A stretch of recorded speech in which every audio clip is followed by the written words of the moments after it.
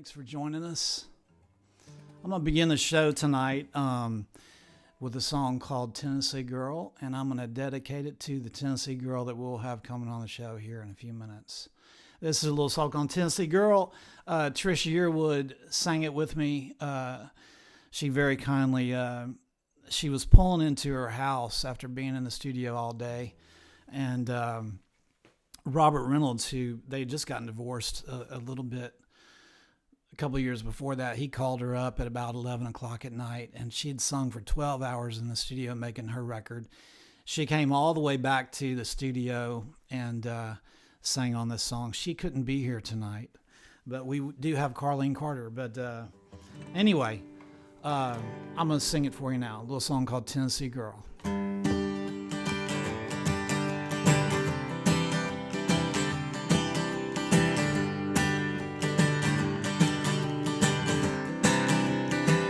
My Tennessee girl, I'm coming home to you. I'm speeding through Texas, trying to outsmart the blues, and I just can't wait to be touched by you. Look into your eyes under a southern moon. Been flat busted out in California. Had all I do that I could stand. Tired of getting flipped off on the freeway, staring down the middle finger of a little man.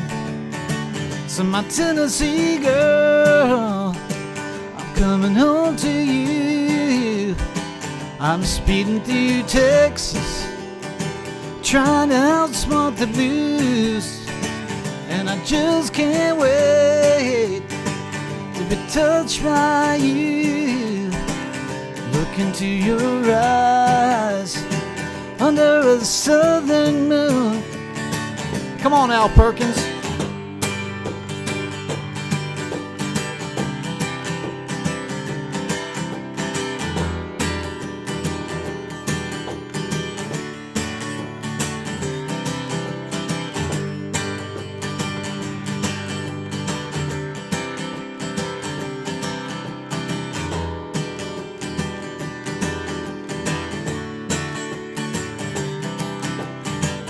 Been flat busted out in California.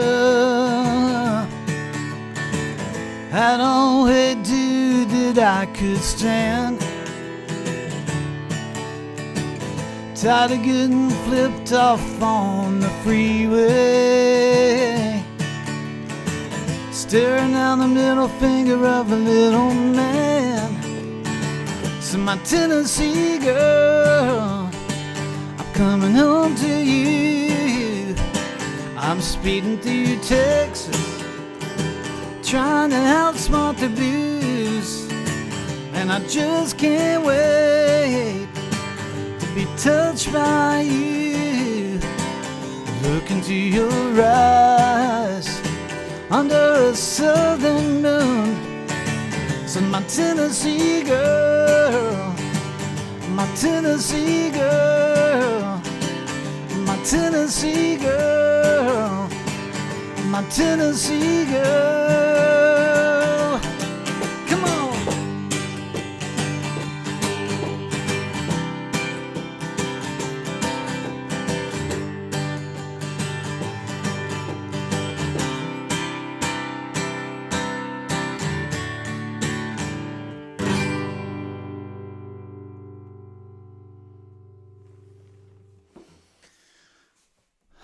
All right, it's good to see everybody in the comments.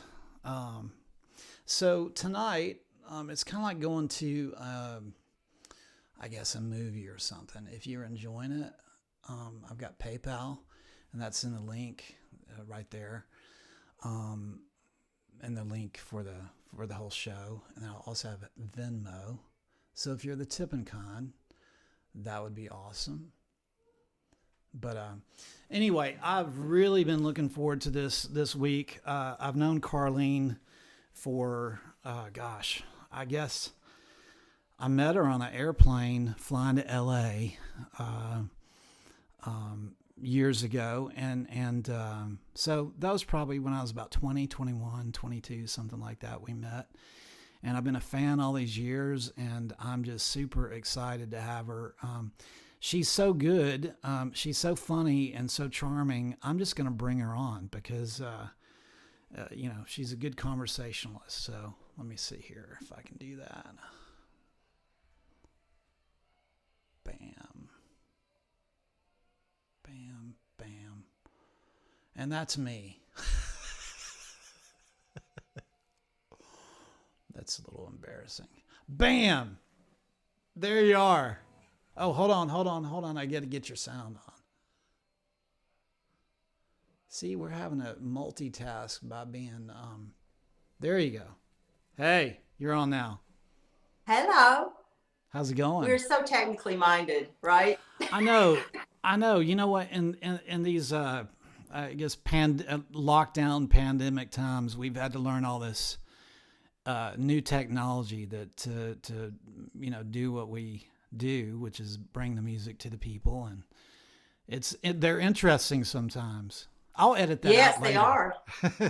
Yeah.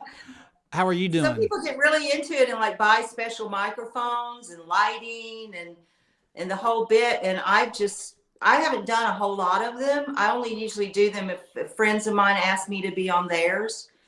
And it's always fun, but it's like, I don't know what I'm doing. And it's like, if you weren't on the iPad with me earlier trying to tell me if it was right, we could be on here just like talking to each other. No one else would be hearing us. Well, I've got this mic. I've had it for a few years, and I was trying to get it to work with my iPad, and I literally was on Amazon ordering stuff, little attachments every day to try to get it. And then finally I gave up, and it works with my iPhone. But you were telling me earlier you had a special mic, but it kept falling out of your iPad or something. The connector stopped fitting. It's kind of like life. Sometimes you can make a connection and then it just don't fit no more. It's kind of like one of those jobs. Yeah. Now, I met you. I don't know if you remember this. I do. You do. You were so young and you were so cute and you had long hair, kind of like it is now, but it's a curly-ish kind of. Yeah. Am I right? Maybe. And Yeah. you got on the airplane. They were hassling you about your guitar.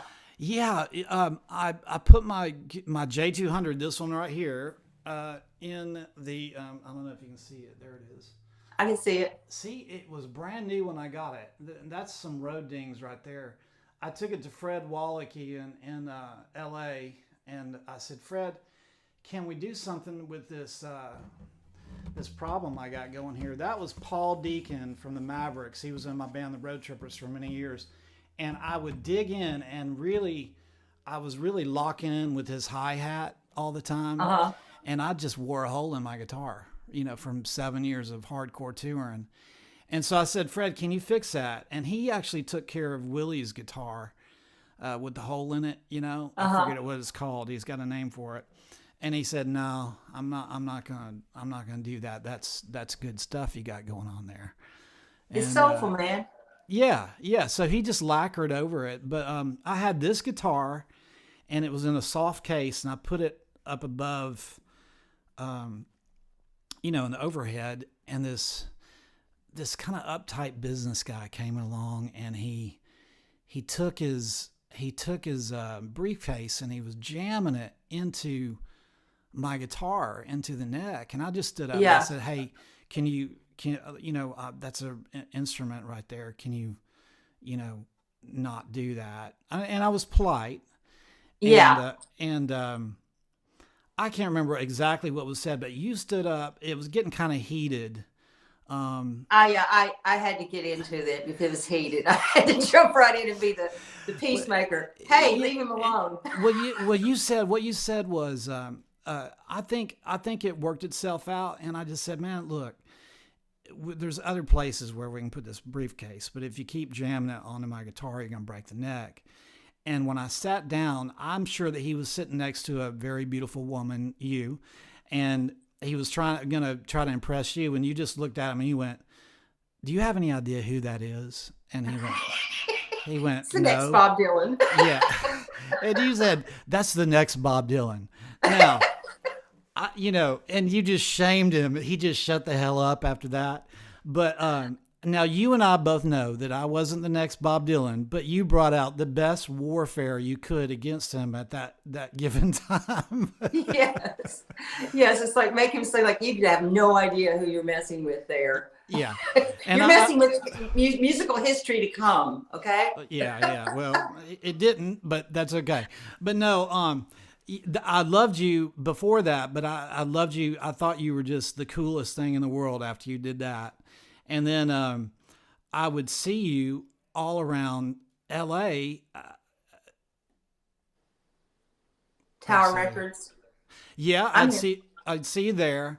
And then the place I used to see you and Howie Epstein, who was your boyfriend at the time. I'm sure you're aware of that. Yes. We were together a long time. Yeah. I used to see you guys at the newsstand at the corner of Melrose and Laurel, right there by Genghis Cohen. Yeah. And I loved it. I halfway went there just to see if I could see you guys, We're probably on the motorcycles, I'm thinking, or the motorcycle. Yeah. But I mean, it was like a double whammy because I was pretty enamored with you. And then I'm also a huge Tom Petty and the Heartbreakers fan. And they had such a big influence on me.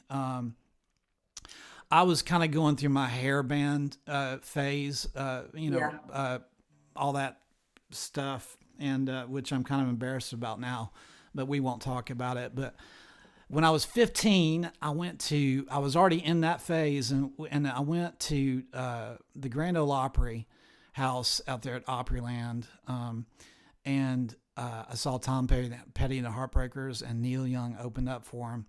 And I just remember Howie and all those guys, they were in their jeans and flannel shirts. And I just thought, okay, this is actually very cool because you don't have to wear spandex to do that, to be cool as a rock star. I don't think I ever saw Petty in spandex. I'm pretty sure he never donned the spandex. I don't know. Everybody has to go through a spandex phase. Did you go through a spandex phase? I definitely did. I like stretchy stuff, but I'll tell you a funny spandex story. My friend John McPhee, who used to be in Clover and then played with me, and then sorry, I keep getting all these messages on this phone. John McPhee was in Southern Pacific as well, but he's in the Doobie Brothers. And so he was playing, I think they were playing Madison Square Garden, and I was in New York and John was in New York. And so I was going to go to the show with him, and we were walking down the street, and I'd been making a record, and we were carrying two guitars, and John had on bright red spandex pants and cowboy boots with the pants tucked in, red cowboy boots that were kind of high heeled. And we both had really long hair. And these guys came up on the side of the street and they go, "Hey girls," like looking and checking us out from behind. And then they see that John is actually a guy, and they're like, "Yeah." Yeah, it's rather shocking. My spandex phase was not very good because I have hairy chicken legs. I have chicken legs, and I just never really was able to carry it off very well. It's just as well because you know what? You don't want those old blackmail pictures coming out. Now that we have the internet, people can see what we were like. And I tell you what, it's like I look back at some things and I go, man, I was rocking. And then other things I go, what happened? There are some of those photos out there, but the people that hold them, I have threatened their lives, their well-being. That those photos don't, ever come to being. Most of the people watching here already know your history. I tell you, I've gotten an education this week, really over the past few months, but this week I really got into it. learning about the Carter family and just what that means to country music. I mean, we both grew up in country music families. And both sets of my parents were friends with your dad and mom, I think. And, I knew your daddy, and you look a lot like your daddy, by the way. yeah. And you definitely got the talent gene from your mom and dad. Well, thank you. It's interesting. There was the first video of Elvis. Like if you go on YouTube, and it'll say it is. People say that it's the first video of Elvis performing. Was filmed at the Cotton Club, and I believe this is right. I think that's the venue, the Cotton Club in Lubbock, Texas. And in that video are your stepfather, Johnny Cash, my dad, Buddy Holly, Carl Perkins, Buddy, Johnny Cash, Carl Perkins, Jerry Lee? dad. No, he wasn't there. But Johnny Cash, Buddy Holly, Bob Montgomery, and Carl Perkins. And Yeah. and during that same time period, I mean, that's an amazing group of iconic musicians to be in one place, and they are all kids. My dad was probably 15, 16. He may have been 17, 16 or 17, because Elvis was a couple of years older than Dad and Buddy. And Dad and Buddy went to a movie together on that same tour. They became friends with Elvis, and they all went to a movie. But can you imagine if a bomb had gone off right there at the Cotton Club or at that movie theater? What would have happened? What modern music would sound like today? I mean, I know. It wouldn't be the same. Exactly. And in regards to like the Carter family, it's like if Maybelle had went into labor, they might not have made it down to Bristol to do the first recordings in 1927 if she'd have gone into labor with Aunt Helen. She had her a little bit later, but she was like 8 months pregnant when she went down there. And she even said, "Must I take my guitar?" I know. I saw that in a documentary. And the other thing that I thought was really interesting about that particular day is it was Ralph Peer from Peer Music who was very instrumental in Buddy Holly's career as well. So he was instrumental in a lot, and he really saw the value in songs. And he was a pioneer in putting that. I mean, it was always kind of there, but he really did it. Mr. Peer was amazing. Can you tell the viewers about? So Ralph Peer was a publisher and for Peer Music, and he also was working for the RCA Victrola Company. I guess it was called the RCA Victrola Company, and they came there to cut a record with these what they called mountain people, or hillbillies. I don't know what they were calling them back then, but they put an ad in the paper that said, "We will be recording come and audition to record, and we'll make a record with you." And through that, there comes the Carter family down the hill, Maybelle, Sarah, and AP. And it really was the beginning. And then they got the fire of loving to make the little bit of money that they made per recording. And so the songs just kept coming, and they were really prolific in the recording of material back then. And I think they cut 4 songs the first day, maybe. And Storms on the Ocean, Bury Me Beneath the Weeping Willow. I can't remember what else. Gosh, I should know this. I really should know this. Being first family of country music, I should know this. But my brain isn't working that great. Anyway, they went in there and they did this, and Grandma wanted to redo something. She made a mistake and she wanted to redo it. They went, "It's not that easy. No, you can't. It's fine." And it was something that she she wanted to fix. Nobody ever noticed it. Nobody ever said, oh, that's never going to happen because that she made a little boo-boo there that no one noticed except her. She's kind of a perfectionist like that. But that's when they were like, you know, spinning the wax and making the vinyl and those heavy 78s. And then they just began to do more and more. And they went to New York and recorded in New Jersey, I think.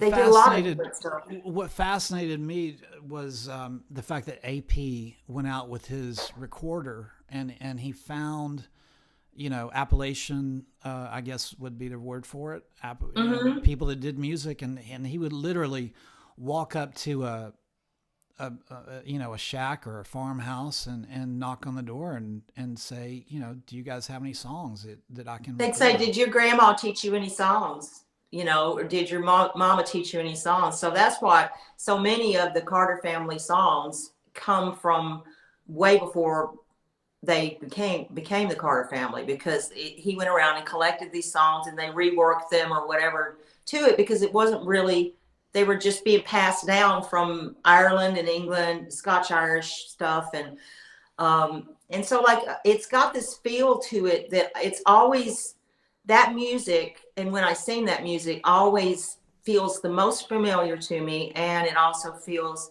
the most moving to me. And so those songs are just timeless. It doesn't matter. And there's a lot of things that are out right now that I don't think are going to be timeless. Yeah. So it's pretty cool.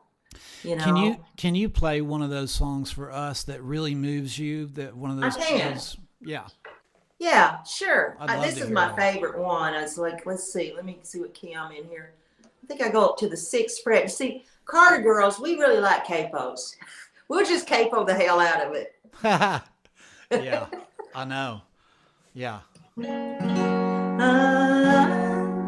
Okay, I'm hoping this is the right key.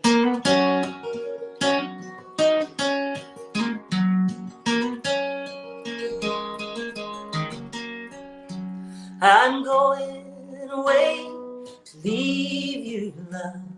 I'm going away for a while, but I'll return to you sometime if I go 10,000 miles. Storms are on the ocean, heaven's message to me. This world may lose its motion, love, if I prove false to thee. Who will dress your pretty little feet, and who's gonna glove your hand? And who will kiss your rosy red cheeks when I'm in a far off land? She said, Papa's gonna dress my pretty little feet, Mama's gonna glove my hand, and you can kiss my rosy red cheeks when you return again. The storms are on the ocean, heaven's message to me. This world may lose its motion, love, if I prove false to thee.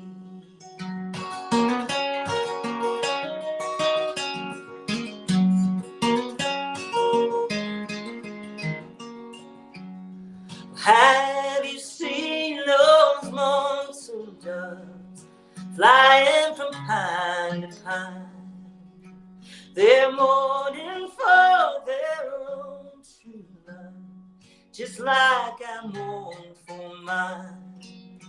Well, I'm never going back on the ocean, girl, never going back on the sea, and I'm never going back on the blue-eyed boy till he comes back to me. Storms are on the ocean, the heaven's message to me. This world may lose its motion, love, if I prove false the storms are on the ocean. Man, I love that. I love Isn't that. it a great song? That is beautiful. Everybody, I tell you, everybody's loving it. Everybody's, I've got longtime friends and from all over the world, and they're putting in comments, lovely comments about your voice and singing. And I was going to tell everybody, if you have a question, put it in there, and if I see it as it goes by, I'll ask it. For some reason, I'm not getting any comments, so you'll have to tell me what they say if they ask a question. Okay. Well, my friend Maylene over there in Aarhus, Denmark, says lovely performance. Thank you very much. Yeah. And now, I didn't ask you if I could do this before, but I want to play you something that I found on the internet. And it is, I can't play music on the live webcast, recorded music, because Facebook will shut you down. So there won't be any music, but I found an interchange between you, your mother, June Carter Cash, and your biological father, Daddy Smith. Carl Smith. It was, and it is just the cutest thing I've ever seen, and I want to play it, and we'll talk about it afterwards. Can I do that? Okay. Now it's about 3 minutes, but it's damn good. It's worth every bit of the 3 minutes. Okay, here we go. Okay. I'm gonna see if I can do this. We're getting really high tech now. I know. Let's meet and greet Miss June Carter. Oh, Daddy. Hello, June. You've been gone, ain't you? I can't hear it. I've been gone several times. You've been out there. This is the last time not here. Yeah, that's what I say. No, I'm talking about, Carl. You went out there to Hollywood, and you've been in them pictures, ain't you? Oh, I made a movie for Ganaway Productions. Did you really? Yeah, I sure did. Did you know I was out there, too? You was? Yeah, I was out there in Hollywood. I made several pictures while I was out there. Is that right? Uh-huh. I didn't know that, June. Yeah, I did. They was x-raying my liver at the time. Well, that's been a good story.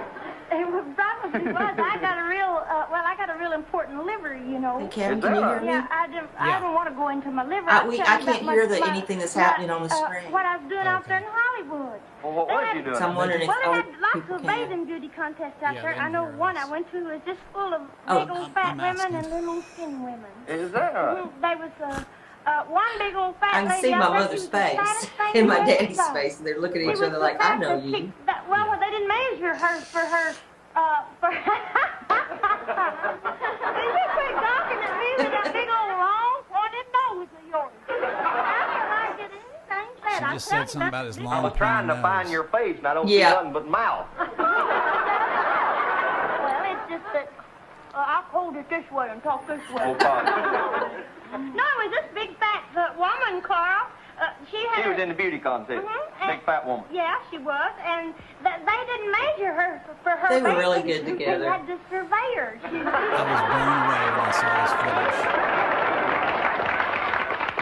They really played well off each other. Well, there wasn't nothing hardly at all of it. I've never seen that June in just my needed life. a straight Just man. a piece of a bathing suit and a moth got in it. Is that right? Yeah, a moth did. It's probably a good thing. I think it fit him better than it did her. they had a skinny gal out there, too. They Yeah, did? she didn't have no figure at all. If it hadn't been for her Oh, Adam's right. apple, she wouldn't have had a figure at all. I had a real nice bathing suit. It was one of them backless, strapless, bottomless, topless bathing suits. Yeah? I didn't get to wear it, though. The judge said it was a belt.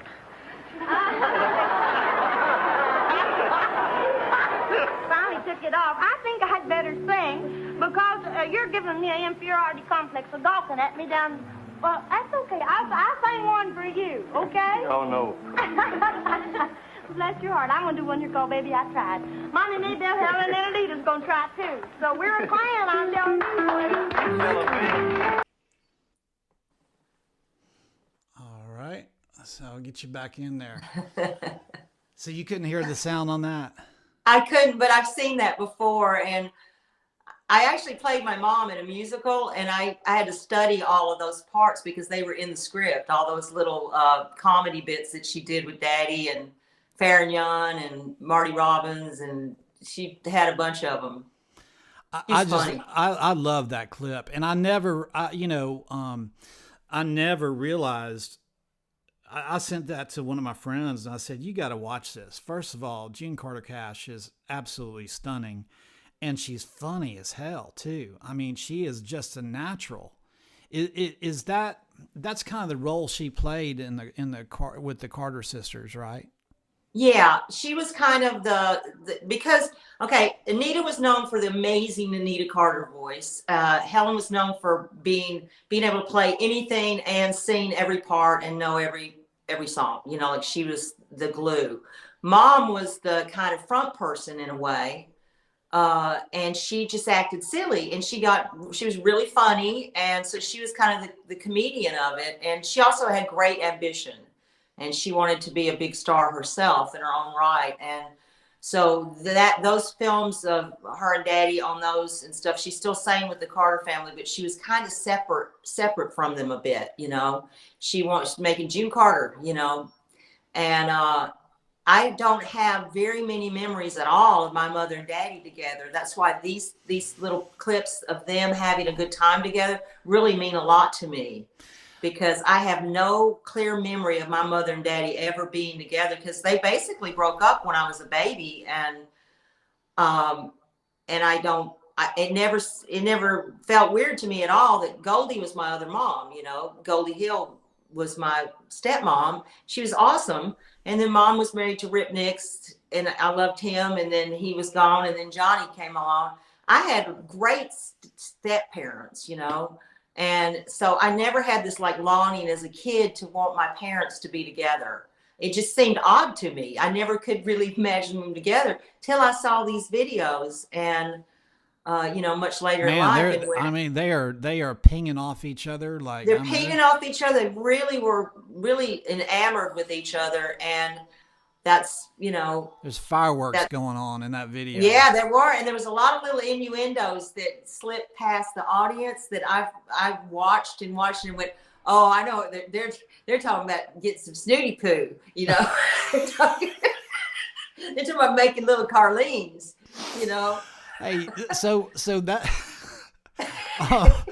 in that video, she goes, I made your face turn red, Kevin. I know, man. Did it really?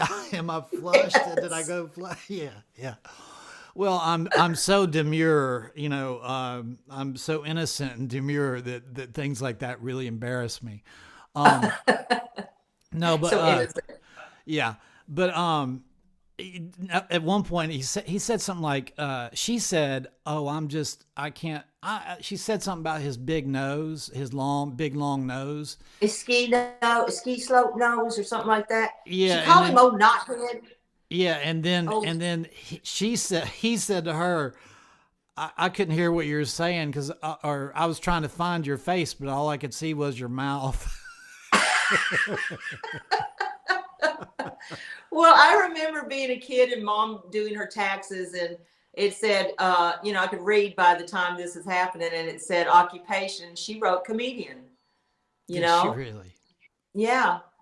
And she used to sit, during the week before the Opry would happen on Friday and Saturday night, she would spend a couple of days before that trying to write her jokes and write, you know, to have some new material, and also to write little jingles, because she got an extra $50 for every jingle that she wrote that they play on the Opry, really? You know, and so she was trying to get in on that action.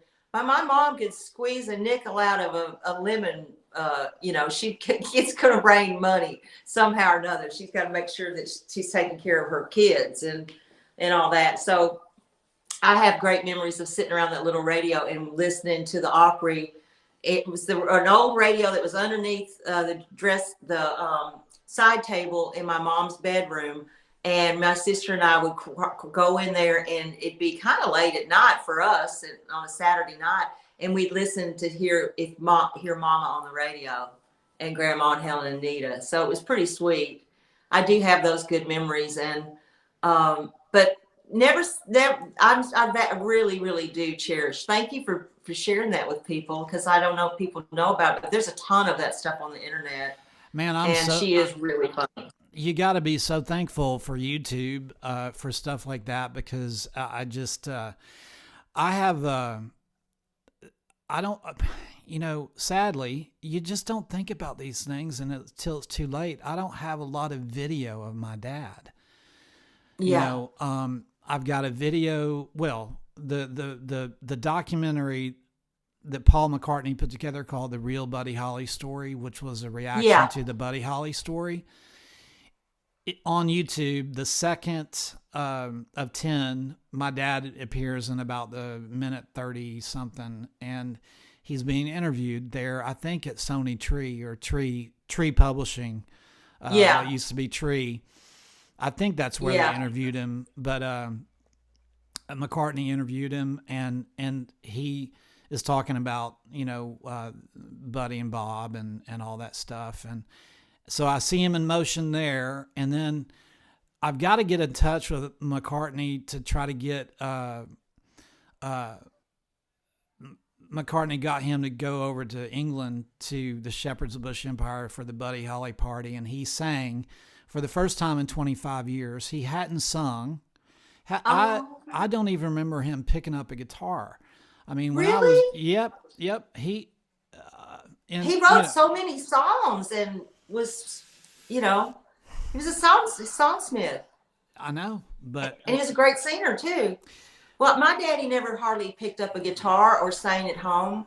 Yeah. Mom and John were all about it. It was happening all the time at our place. Yeah. There was musicians around. It was a different kind of atmosphere, and I don't know what that was. Daddy wasn't a songwriter. Well, but he would whistle. Yeah. In my house, Dad was producing records by the time I was born. I was born in 1968, and of course, Honey, Bobby Goldsboro, Honey, and watching Scotty grow.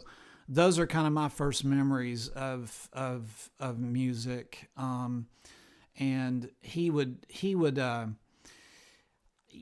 I think after he wrote Back in Baby's Arms and Misty Blue and had those kind of hits, he got into production, and then it became about producing. And then he had a publishing company, and he had 33 writers writing songs for him. And, songwriters and creative people, they're basically like big babies, and I include myself in that. And, you're kind of managing people at that point. So you're nurturing the creative spark in each one of those writers, because they're going to make you money too on top of it. Absolutely. And it's like you want to encourage them, but you want to push them, but you don't want to push too hard, because they're sensitive. Us songwriters are sensitive folks. Yeah. And you got to get paid, and you got to get them paid. So there was a lot of stress on him, and to write a song, you sometimes you got to have your mind a little free, Yeah. And so he just never picked up a guitar, but there was music every night. He would come in to the house, in the evening, and he would put whatever he'd been working on during the day on the big loud speakers. And I mean loud speakers, and play it, and we'd all kind of react to it. And I think he would kind of gauge how we were reacting to it. And he would listen to it on a different set of speakers, but, so getting back to the house your mom and when you say the house, Johnny and your mother, June, there was a lot of music going on in there. Yeah, they got married in 1968, in early March of 1968, and the Johnny Cash show happened pretty soon after that. I guess like a year later, maybe, when they started like putting that together, and that's when we really started having a lot of people coming through the house, as far as like Eric Clapton, Joni Mitchell, James Taylor, Linda Ronstadt. There was like all my favorites. The Monkees came over and stayed. I was losing my mind. The Monkees came to our house and went fishing off the boat dock. I was 12, 13, and Davy Jones kissed me on the cheek, and it was the first time I ever felt anything. I was like, It's like I talked about turning red, it was like, but so there was that kind of stuff going on. But at the house when I was little, Mom and Helen and Nita and Grandma, they were always rehearsing it at our I house. turned red again, by the way. Did you notice? Yeah.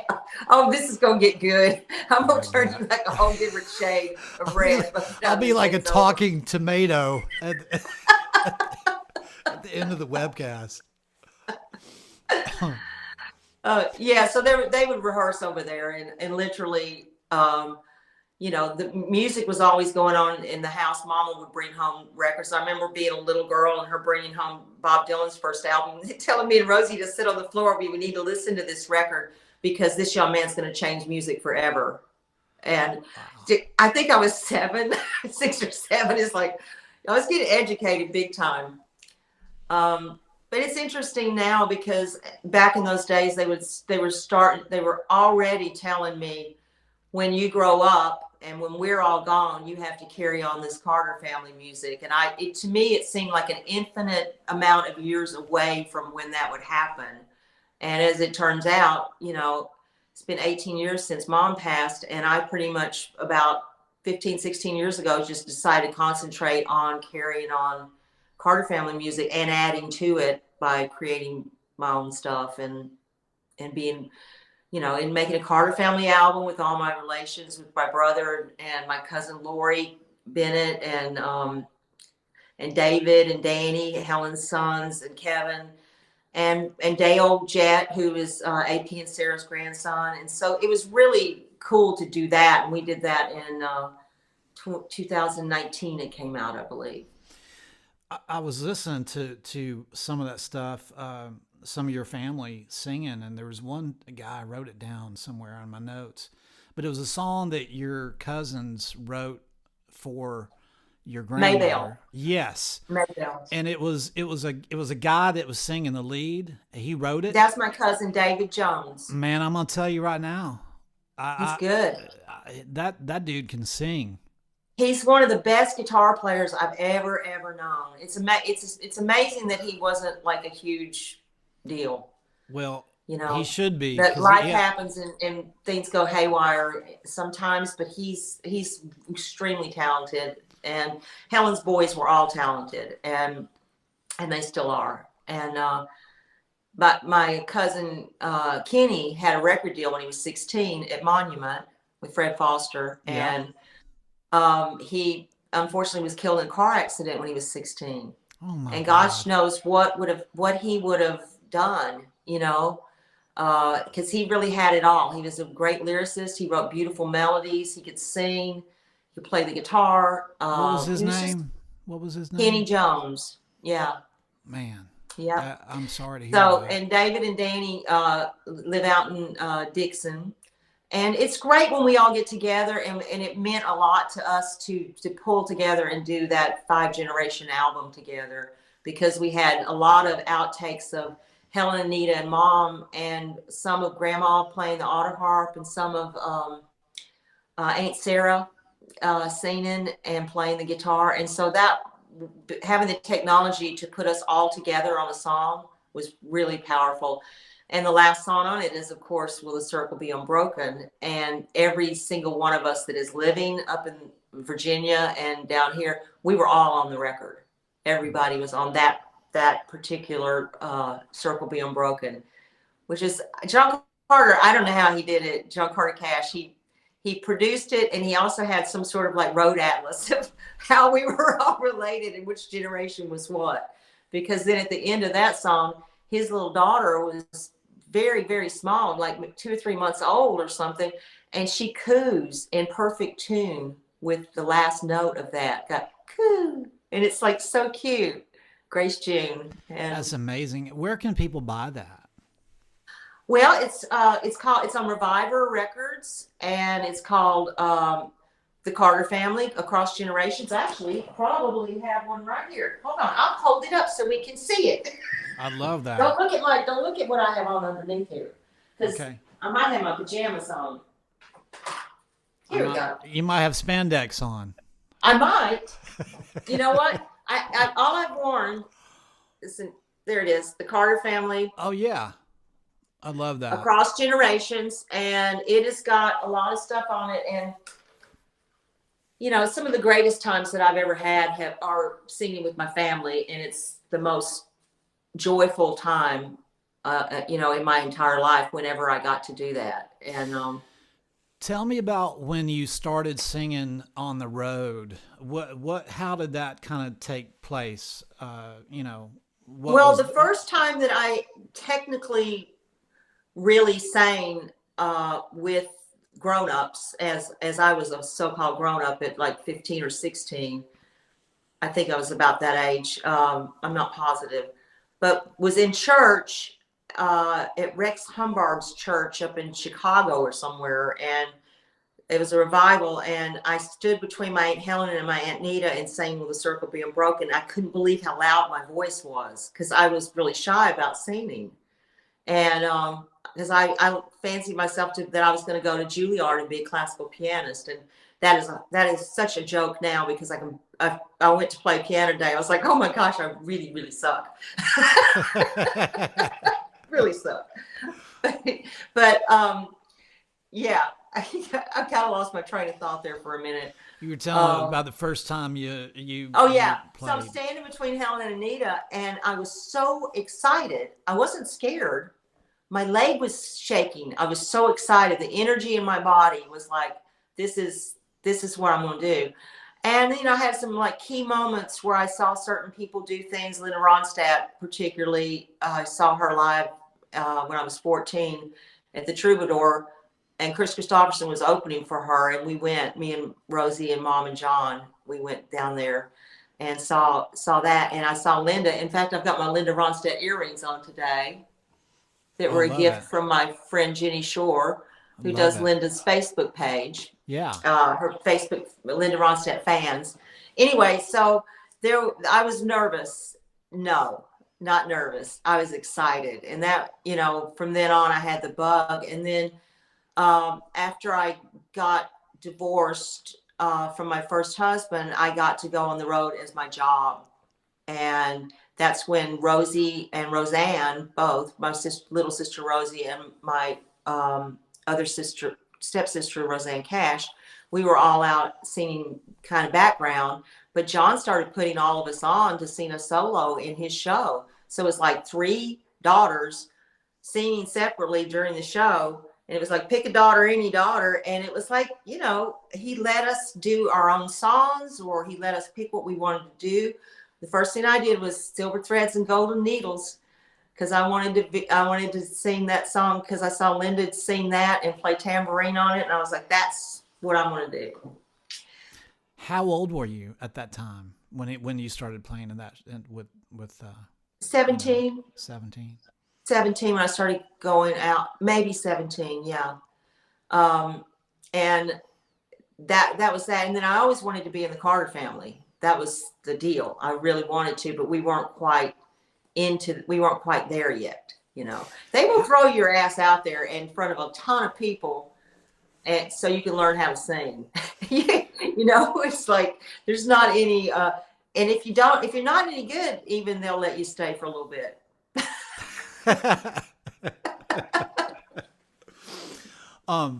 How did you guys travel?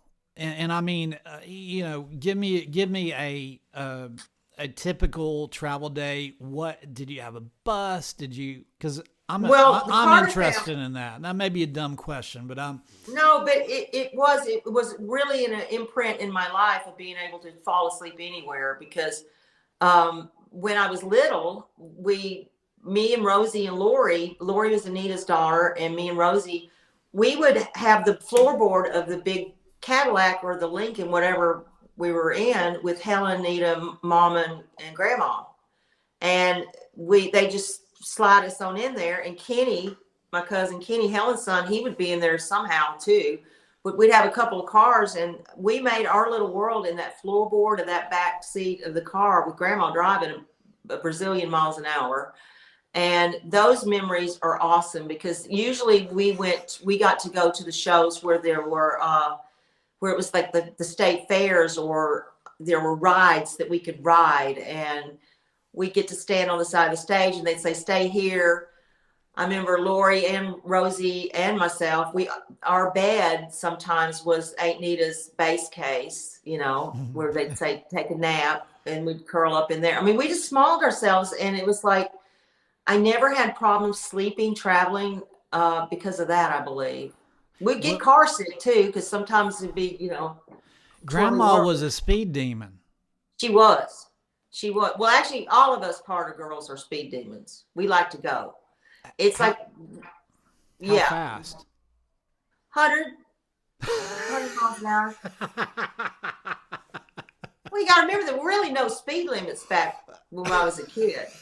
Did you really? Were you really doing 100 miles an hour? I usually do 100 miles an hour. Grandma, I mean, when I'm traveling, I edge on up to from 85. I'll find myself around 100, and I have to back off. I don't like using cruise control because I think there's a dangerous situation involved. Oh, in there cruise is. Control. There is. And so I don't, and I pay attention to what I'm doing, but it depends on where I'm driving. And I've been stopped doing 120 in California, my BMW, and the guy said to me, "Where are you going?" I was going, "Well, I just got this car, and I really didn't realize, it's just so smooth." He's like, trying to do what my grandma did, because they knew her.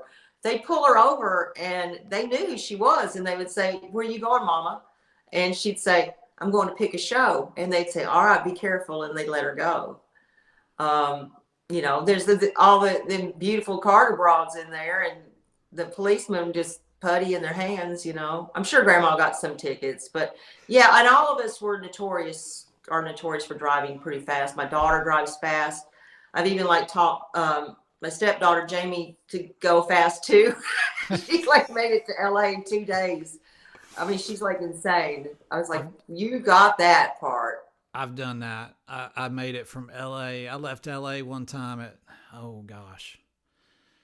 want to say 1 o'clock in the afternoon, maybe 2 in the afternoon. And I made it to, I don't know if this is going to make sense.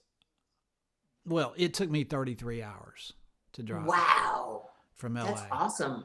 I was hauling, but I went to my grandparents' house for a few hours in Albuquerque.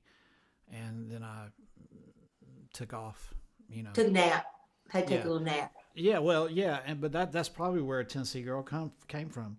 My Tennessee girl. Yeah. Home to you. You're just riding all the way across country. It might have been. Who knows? Yeah. Why don't you play a song? You want me to play a song? Sure. Okay, let me see. Let's see. You sent me some great stuff that I really enjoyed. Don't have all my list here of all of them because I don't have my glasses on now. Okay, I'll play one. This is Some Comfort off of the Some Comfort record. And the video for this was, we took the Red-Blooded American Boy. So when I saw you on that plane, I think I'd probably just gotten a record deal with A&M, and my video Red-Blooded American Boy was coming out. And anyway, the girl that's in that first video, I say girl, lady, her name is Corey Oliver, and she, we became friends a few years ago on Facebook, and so she was the girl in the video, Red-Blooded American boy, and I asked her if she would appear in the Some Comfort video. And so then what we did was we took some of the footage from the Red-Blooded American Boy when we were young and mixed it with footage that we shot out in Malibu, California when we were older. When we could walk. Now she looks a lot better, even now. I don't. I look a little bit like this guitar, a little grizzly, some road dings and all that. No, man, it's like you still look good. You're fine. You're just fine. Well, thank you. But anyway, this is that song, and you can find that video on YouTube. I think you sent it to me, didn't you? Yeah. Maybe. And all the times I've known you, you made me wanna be a better man.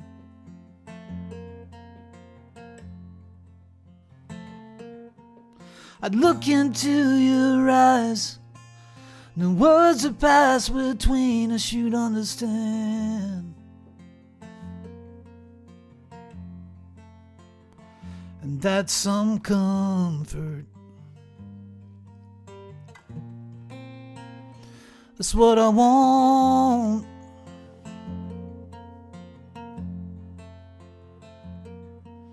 You spend your whole life working, running round in circles like a mother will.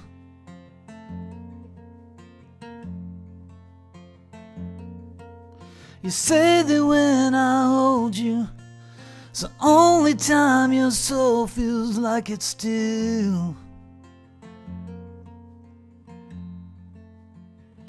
And that's some comfort. That's what I want.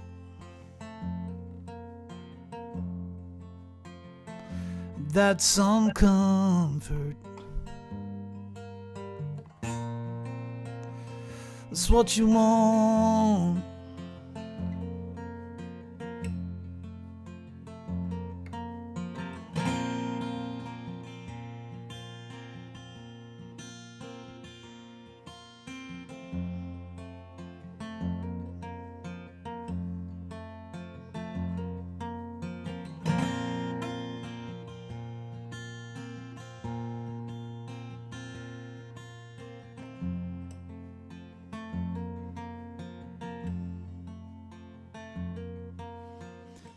Every day is precious. I can feel the days taking flight.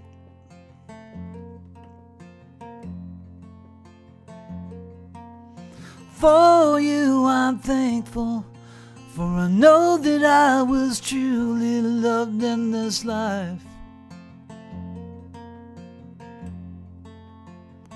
And that's some comfort. That's what I want. And that's some comfort.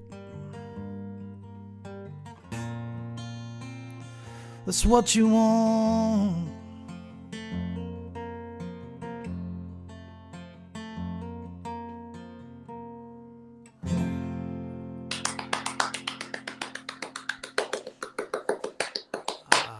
Thank you very much.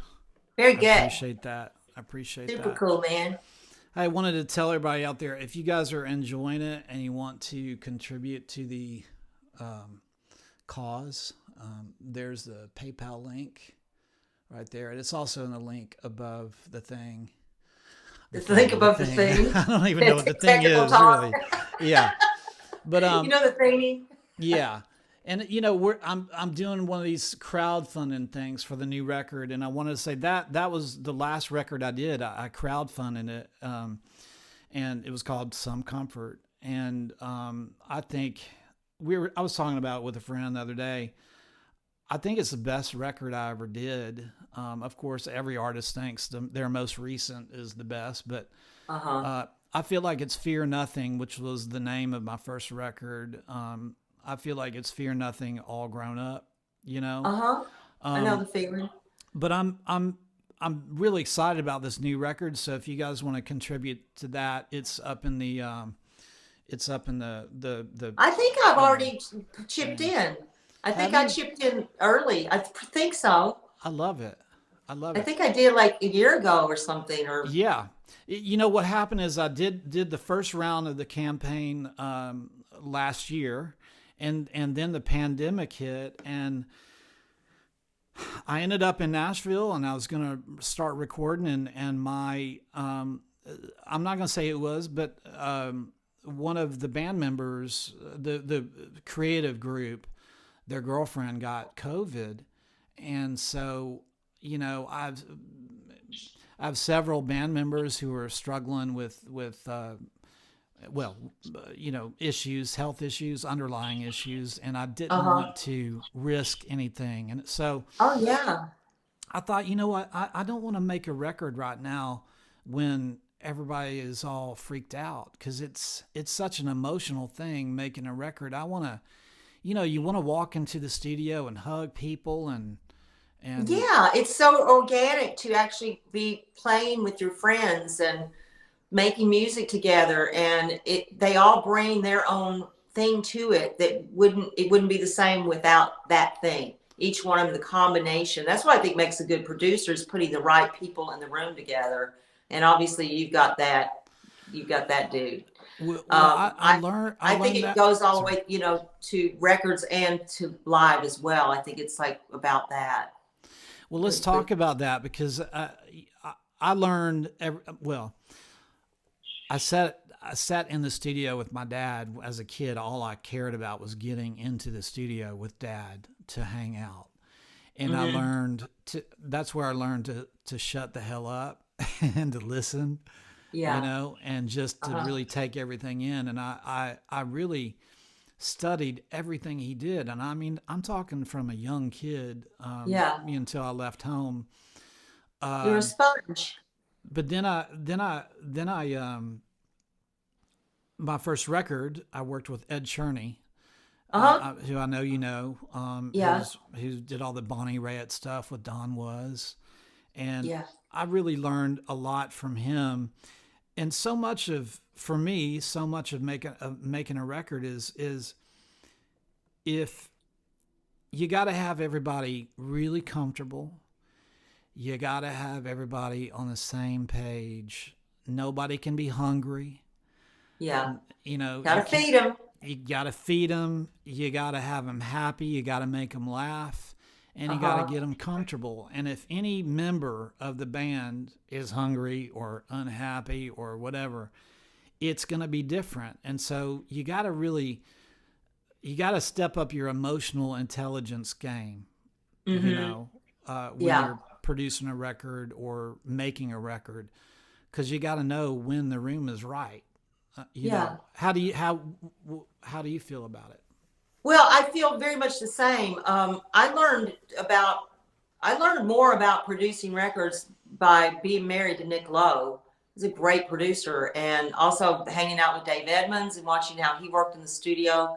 Those things were really, it was different back then. This is in the 70s and the 80s, and in London. And I always knew to surround myself with people that could do everything that I couldn't do as good as them, that they could all do a way better job than I could ever even try to do. I know a lot of artists, they try to do everything themselves, and they want to, produce themselves and engineer themselves and make their own rep. And it's really, that is no fun to me. I like the creative part of being with the right people and for the right song. I had a wonderful experience working with Don Was when we did the Carter Girl album together. Yeah, I was going to say, I saw a video, and I spied Don Was's hair, and I thought, look at her, man, she's in the studio with Don Was. And was that Greg Leese on the steel? Yes, Awesome. Greg and Val McCallum and Blake Mills, Don and Jim Keltner, of course, the master on drums, and Rami Jaffe from the Foo Fighters was on keyboards. And I would have had Ben Mott-Tinch, who's my go-to guy most of the time in making records, but I couldn't get him at that time. Yeah. But anyway, it was a special group, and we really didn't know exactly what we were going to do. All I knew is that I was paying for the whole thing myself. Which is like, I had saved up a bunch of Ring of Fire money. I was paying for the whole thing myself. And at the end of it, Don says, "This record sounds really expensive." I said, "Because it was." Yeah. Yeah. I got to work with Bob Clearmountain, who mixed it. Oh my God. And I'd always wanted to do a record, that he mixed. And he's amazing. Brian and Adams, all those Brian Adams records. I mean, amazing. Yes. And Huey Huey Lewis and the News. He did all those big Huey hits. He still, whatever they've done, he's done their stuff. yeah, that's the first time I ever met him was at a Huey Lewis mix session in New York at the Power Station Yeah. back in the 80s at some point. But so it was a great group. And so we get in there, and I had had learned as many things as I could on the guitar, the best I could in grandma's style. And so what we did is I could play everything by myself, and they just played with me, which was what needed to happen with that record. You know what? You know? You know what? And that probably that is very that's probably coming from Don Was, because Well, actually, I told Don that was my ambition, that I wanted to be able to play all the acoustic guitar on the record, and I did. that's So, great. That's how it I should mean, be, I think, because you're it's coming from you, you know. well, yeah, and I asked Keltner, what do you listen to in your headphones? And he said, you. And I said, nothing else. He goes, no. That's why he's lyrical in his drum patterns and stuff. I mean, we're gonna get like really, I don't know, I hope there's a lot of musos out there that want to hear about how There are. Let's hear from them. Do we have any musos out there? Comment in the comments, and are you happy with what we be laying down right now? I'm going to smoke. I don't want anyone under the age of 18 to think this is okay. This is a vape with nicotine in it. So Yeah, sorry. fine. Has Hey, to be. no, Has to happen. it's my dream to work with Keltner. That's really that's. I think I'd love to make a record with Jim Keltner on drums, Leland Sklar on bass, and probably David Lindley on and maybe everything, because David played on a lot of my records in the 90s. He was at our house a lot with me and Howie, and what a character, but so amazing. He played banjo, he plays fiddle, he plays mandolin. He was like doing all these different things. And I mean, I had a great amount of I learned a lot making records with Howie, because Howie was learning as well to be a producer. He kind of was learning on me. Yeah. So I want to explore that. I've always liked working with producers that I'm not sleeping with, but the ones that I was sleeping with. No, I was like, there was only two. You don't think that complicated things a little bit? Well, with Nick, he didn't want to produce his misses, for the longest time. And had it not really been with Nick Lowe, I had not been for Rockpile and those guys saying, we can't let her go off and make another bloody album in New York City. She's got to stay here with us, and we have to play on it. And that was the third album, is when Nick finally produced me. It was just, he just didn't want to do it. And so we did Musical Shapes together, and then we did Blue Nun, which was never released in America. And I think it's because I actually said the word horror in one of the lyrics. It was like a different time. And oh my God. Okay. You know what I wasn't gonna bring this up, but you brought it up. I was reading your Wikipedia. Oh yeah. And I know things aren't necessarily true on there, but there was a famous show that you played in New York City where you were introducing a song, and yeah. And you know what I'm gonna say, but don't say the word, but you can spell it out. I won't say the word. You could, but you didn't realize your mom and Johnny Cash were in the audience, right? I couldn't see them. It was just right where the spotlight cuts off. It was at the bottom line in New York, and I go off stage at the end of the show, and getting ready to go back on for an encore. And all my bandmates say, "Did you see your mom and your dad out there?" And I was like, "No." And I was like horrified, because they were going, "Oh no, they're there." And I was going, "I didn't see them. And they said, "Oh, the sparks are going to be flying soon." In their own little way of saying stuff. And John was so mad at me. He didn't speak to me for a couple of months, but there's a lot of pictures of me and Mom sitting on each knee with him smiling our faces off of that night. But John was very angry. He thought I had done it to embarrass them, which I would never do that. It was a song about husband and wife swapping in suburbia, and it was called Swap Meet Rag. And I said, if this doesn't put the first syllable of country and western back in, you know. Anyway, I got more press for that and more known for that than I ever did for any shows I played or any music I ever did. I was labeled with that forever, and it was a one-time thing. I did not say that every night. That was a one-time thing that one of my girlfriends, Annie O'Brien, had used to say that, and I just said it one night, and it happened to be that night, and it's like, I remember many years later meeting Elton John, and I was working with Kiki D in a musical, and Kiki told me that Elton told her, "Don't worry about reviews, love. Measure it, don't read it. You know, it's always got to measure it, don't read it." It's like, I guess, you know, at the time I was young, I could get away with that stuff.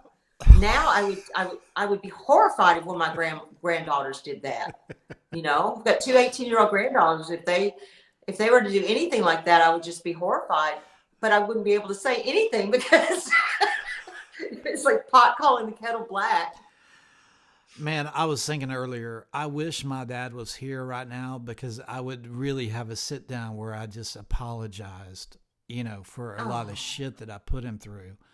Right. You know, my son's 15 now, so it's a real, and my voice is very much like my dad's singing voice and speaking voice. So when I say something to him, I can hear my dad. Yeah. I know. I can hear my mom all the time. My mom jumps in my body, I think, from time to time when she really feels the need to get involved. Okay, so this is something I want to ask you. And you know, we both grew up in very musical families, obviously, and you know, for me, there was a moment when I felt like my dad was a very quiet person, and he did not, you know, he didn't express a lot. I mean, he was funny and very charming, but he was quiet, and he didn't say a lot about what I did. But I had a moment where I felt like I had his approval. Did you struggle with any of that? And was there a moment where you thought, okay, I have what I need, you know, I've got it. You know, that's kind of, and that's a really good question. There was my family, all of them were incredibly supportive with anything that I wanted to do, any kind of music, or if I wanted to do anything. It was just sort of like, I was brought up and told by my mom, you can do anything that you want to with your life. It's your life, and you can become, and you can learn to become whatever and whoever you want to be. And I set about, you know, trying to stay authentic, and which was another piece of advice, stay authentic. And so I fit in to day-to-day life with my heritage and with my creative side. So there was never like this huge separation, except moving to England was, to them, to John and June, to my mother, definitely, that was like I had done it. I had left the nest. I had got a record deal with Warner Brothers. They had moved me over there to work with all these rock guys, and they were wining and dining me in fabulous style. And my mom was like, this is it. She's off. I don't have to worry about her. I don't have to worry about her bit. Little did she know I probably needed a lot of worrying about, but it was, I knew that things were changing. I never had the thing of like, I'm going to make it, because I always believe that if you make it, whatever that looks like, that you got nowhere else to go. You know, it's down there. So I always just wanted to enjoy the journey, and I always want to be as good as I can possibly be. I don't get wrapped up in like not getting to be you know, like going to the Grammy. I got nominated for a Grammy. To me, I won. I was like, I got nominated. I won. But I go and I didn't win, and I didn't expect to win. And I was just as happy either way. I would have been thrilled, but I was thrilled to be there. And I sat between Sting and Vanilla Ice. That's great. I did, and it was like awesome. And I met Christopher Reeves. I have a picture made with Superman, and it was like, I just, you know, I liked the whole thing. I mean, I remember playing stadiums with George Strait and, you know, a lot of the really big places that I had always wanted to play, and thinking this is like as big as you can get as far as like playing that venue. It wasn't necessarily my gig, but I was rocking the house and people were liking it, and I was selling records, and that was, you know, great, cutting my teeth as a country artist. The interesting thing is that I've always been country. It's just that I had an attitude thing that made me a little bit more rock, and that came from the support that I got in my family to just be me and write songs. That was it. Write songs, and don't say 4-letter words on stage. That was one of the rules. That did not work. It still doesn't work. You know, it just comes out, you know. You forgot about the other story.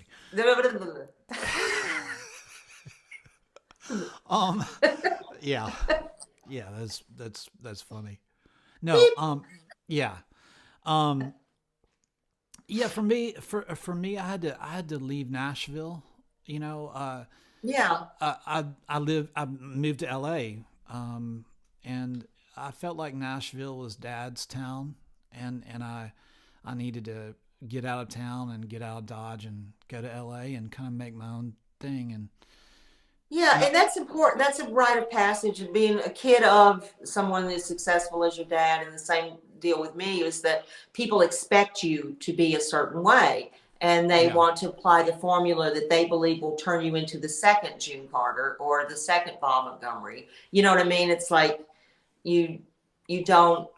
At that time when I was starting out, that was really important that I did something completely off the wall. I decided to, you know, I had great management who had the idea to take me to England, and Warner Brothers were wonderful to me and totally nurtured me as an artist. So where did you live in England? Because I'm in England now, by the way. I know you are. Yeah. I lived in well, when I first got there, I lived in the Kensington Hilton and in Shepherd's Bush. And then when Nick and I moved in together, like for real, and I moved my furniture and my daughter to England, we lived in Shepherd's Bush, and we had a recording studio in the basement. That little terraced house that we lived in had belonged to Tony Visconti, and they had done all the T-Rex songs there and some Bowie stuff. And so we had the studio underneath the house, I mean, on the first floor. And so we lived there for a good while. And then we ended up buying our home, which was, you know, the house. And it was a beautiful house in Chiswick. And that was the last place that Nick and I lived together. And then when we did split up, we stayed very close friends, and it was all really amicable. And in fact, we didn't get divorced for a long time afterwards. But I lived in Brownsburg, so I moved right out of our little neck of the woods and moved across town. But I made a life for myself in London because I was really conscious of the thing that a lot of American girls had come there and married English pop stars, you know, or married English band members. And they get there, and their guys would go back on the road to America, and they're stuck in London not knowing what to do with themselves because it is a completely different kind of existence. I don't know if you find that. Yeah. But I made friends, and I made myself a band. I had music. I've always seen you as very shy and not able to make friends easily. You really have? No, I was joking. No, I was just like, I was not going to be limited. I was going to enjoy every single thing about it. And I did. I had great friends. We had an awesome time. We enjoyed ourselves. And my 20s were just so inspiring and so fun. And I was around all kinds of music. And I thank, I thank the people. I thank Nick a lot because everyone he was working with, I was getting to be around that. I would hear all those Elvis Costello records. I would hear them from beginning to mix, every aspect of it over and over and over again, usually from like 1 a.m. until about 6 in the middle of the night. And when he would get back from the studio, plus I would go to the studio, and it was all very good. Yeah. I took a plane with Elvis Costello as well. And you did? That's where you make all your big connections, isn't it? I know, man. And my son Bo was about 3 at the time. And he got on the plane, and Elvis was like in first class, sitting in like 1A or something. And my son kind of stopped, and Elvis was like, said something to my son like, "Oh, you're really cute," or something. I don't forget what he said, but he was, really nice to my kid, and he's a really good guy, and just being around all these different kinds of musicians and different energy, and the songwriting community there. I was with Chrysalis Music, and they were setting me up with different writers, and I was getting to, learn how to craft a song for somebody else. And everything that I've ever had recorded by someone else has been because I played it to them myself. Yeah, I was reading. Yeah, I've never no one's really pitched my stuff. They sort of like that. If I had done something that I wanted to pitch to somebody, they'd say, "Well, why didn't you put it out as a single?" It's like, because, why didn't you put it on your record? And I was like, because I wrote it for you to do. I actually wrote it with your voice in mind. And it's like, but if you didn't record it, then it's probably not going to be it. Why don't you do it? And I'm like, because I was trying to like do both, and will you play one of your songs that is one of your favorites that you've written? Sure. Let's see. What shall we play? Well, I could play. I've got a lot that I like a lot. Something more recent would be, I did a record with John Mellencamp. Yeah, I was going to ask about that. Bad Clowns and Hillbillies. So you were on the tour with Mellencamp, and tell us that story, because I was reading about that. Well, John and I, coincidentally, this did not have anything to do with us ending up working together. It just happened to be that I was managed by Randy Hoffman, who manages John Mellencamp. John was doing a soundtrack for a movie that Meg Ryan had directed called Ithaca, and he wanted me to sing a couple of songs. And so they flew me out to Indiana, and I did it. I did that, and then he booked me on some fair dates. And I guess it was just a prerequisite to having me be a part of a cast of Ghost Brothers of Darkland County. So this all happened in 2014. And he says to me when we're in the studio doing this song, he says, "Are you excited about next year?" I said, "Shit, yeah." And he's like, and I said, "I'm always excited." And he's looking at me and he goes, "No, I'm talking about the tour. You're going on tour with me next year." And I was like, "I am?" And he's like, "Yeah." And I said, "Oh," and he said, "And you're going to open the shows, and you're going to play by yourself." And I was like, "What?" What? Yeah. I was like, that was so, so then I just, started working with him, and it was great to get back in touch with being, that kind of touring act again, because I hadn't done that in a long time. And I had not done playing nice big theaters or casinos or whatever we were doing, or fair dates by myself. So I had to like really hone in on what I was doing musically and not be scared, which I ain't never scared. So I would just like welcome the people, and I was the hostess with the mostest. And then it turned into he wanted to do a record together.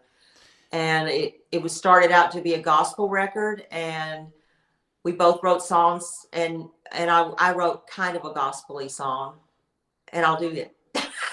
How about that? It started out gospel and it ended up not being gospel. It ended up Jerry Lee Lewis. It went from Jerry. What was Jerry Lee's cousin? It got in all kinds of trouble all the time. Mickey did. No, Mickey not Gilley? Mickey Gilley. He's the other cousin.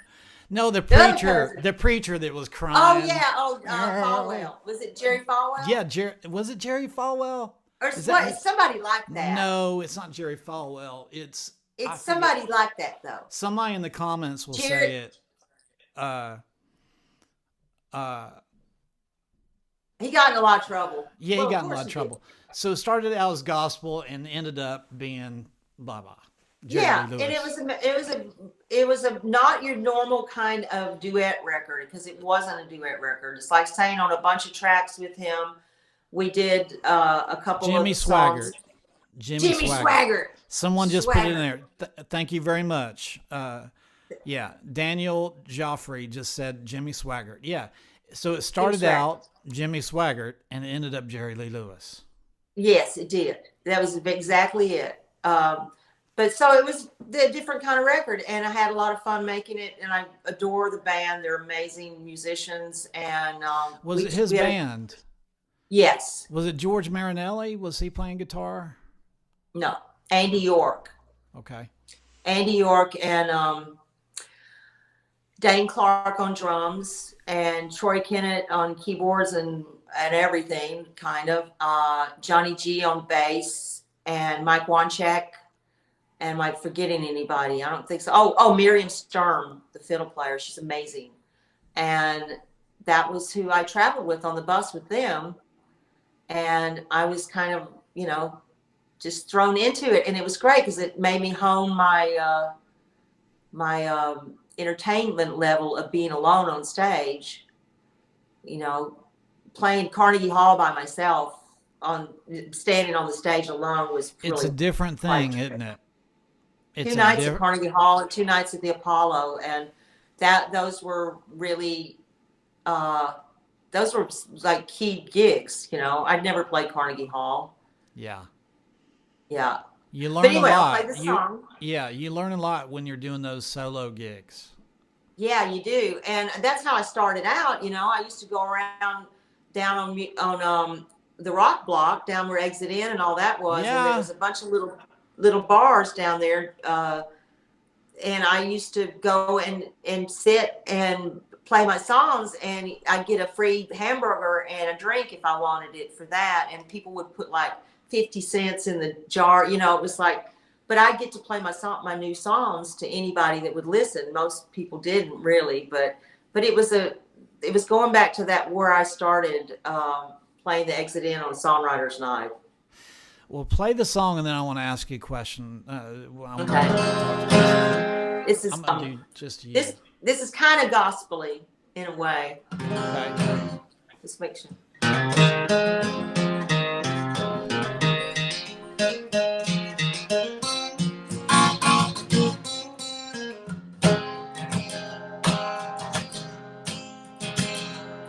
I had to come to Jesus revelation.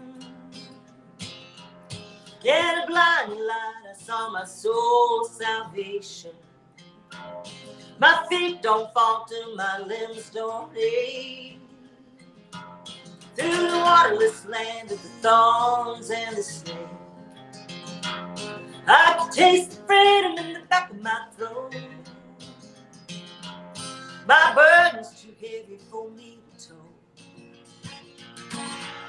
So I fell to my knees and dug a hole down deep.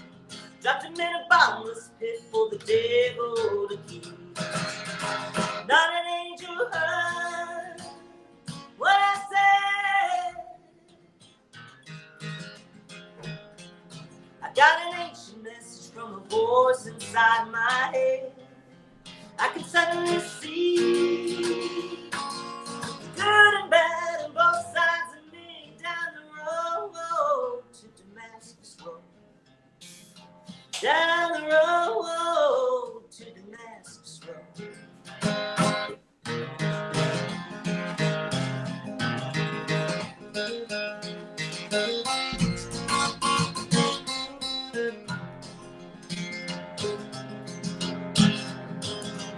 Well, the righteous and evil are God's creation.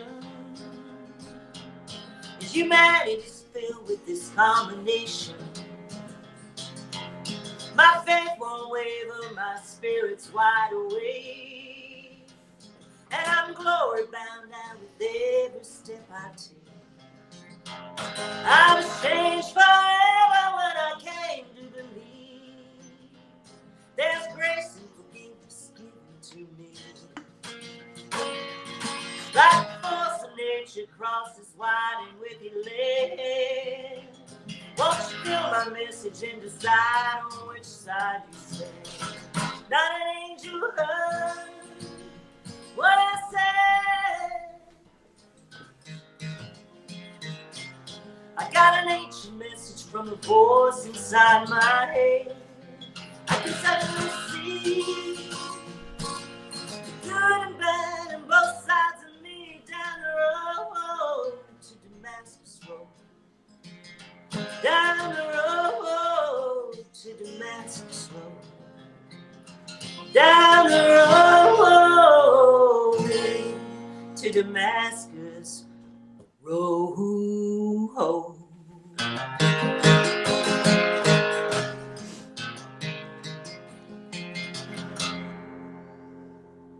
Ta-da! Hello? That is beautiful. Thank you. I'm trying to get us back on.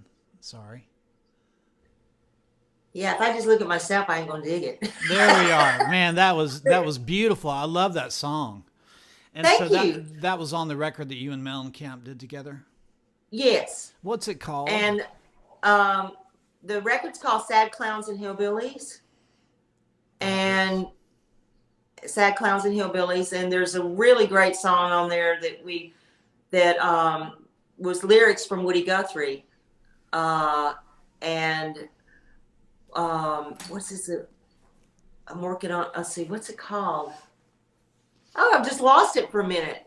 Anyway, Emmy Lou was on tour with us in 2017. We had Emmy Lou out, and we played outdoors a lot. And so we got to sing with Emmy, me and Mellencamp.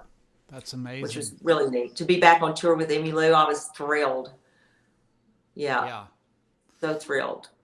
Well, but it was nice. It was different. He took a chance, kind of. I mean, I didn't sell a lot of tickets. His audience didn't really know who I was, but I can talk to a post, so I can definitely talk to a bunch of people who are sitting in a chair in front of me. Well, some people might say you're talking to a post now. I don't know. I think I'm talking to a host. Yeah. Yeah. So, when I was listening to that Carter and kind of doing my research on the Carter family, it kind of led me to, in one of the documentaries I was watching, it was Flatt and Scruggs were involved, and it was mountain music, and really that was the music that Dad and Buddy Holly were doing when they were like 14 years old. Yeah. Dad said they wanted to be Flatt and Scruggs. Really? Yeah. And Dad wrote this song. I want to play a song my dad wrote when he was 14, and he and Buddy did that as Buddy and Bob. A little song called "Flower of My Heart." Let me see here. I'm gonna go up one.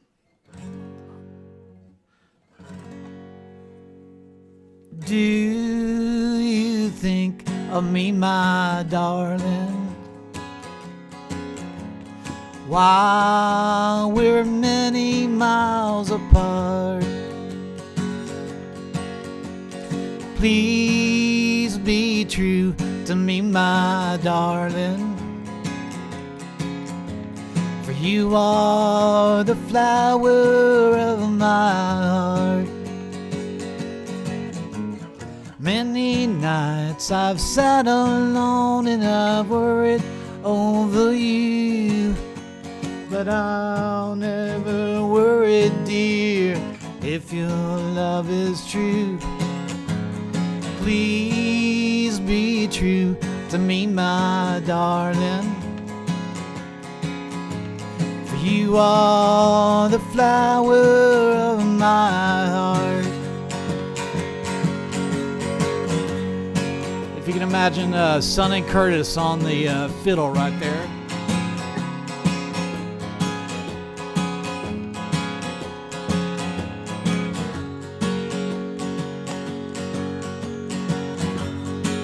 Maybe a little steel guitar thrown in there.